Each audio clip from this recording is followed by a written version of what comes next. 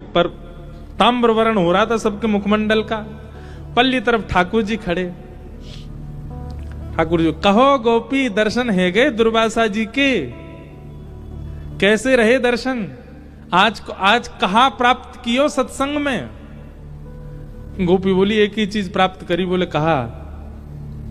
बोले तुम झूठे, तुम्हारो दुर्वासा झूठो, और तुम दोनों की झूठी साक्षी मानने वाली ये जमुनाऊ झूठी है, तुम सबरे झूठे हो। बोले तुम कह रहे हो तुम परम योगेश्वर, और वो दुर्वासा जी कह रहे हो वो दुर्वा खाते हैं, और दोनों की साक्षी दे रही है ये यमुना। ठाकुर जी बोले, प्रत्यक्ष दृष्टि से देखोगे तो ये झूठ दिखेगा, लेकिन वास्तविकता यही है कि मैं योगेश्वर हूं। स्त्री पुरुष का भेद मेरे चित्त में नहीं आता। कभी किसी पर स्त्री क्या, किसी का भी काम भाव से तो चिंतन मैंने किया ही नहीं है, इसीलिए यमुना ने मार्ग दिया।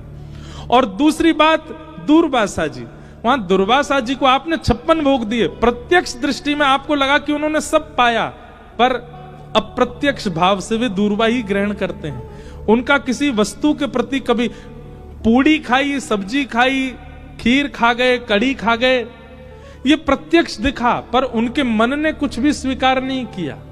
वो प्रत्यक्ष भाव से दुर्वासा ही हैं, और इन दोनों की साक्षी मानने वाली यमुना ये परम सत्या है।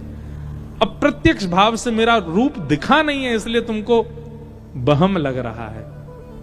ठीक वैसे ही बंधुओं, ठाकुर जी को चोर चोर चोर सब जगह कहा गया, पर ठाकुर जी चोर नहीं, ठाकुर जी रक्षक हैं। हम सबको कहीं हमारी चोरी हो ना जाए उससे बचाने वाले ठाकुर जी। ऐसे परम सत्य श्री ठाकुर जी को हम प्रणाम करते हैं। सत्यम परम धीमहि, ऐसे परम सत्य परमात्मा को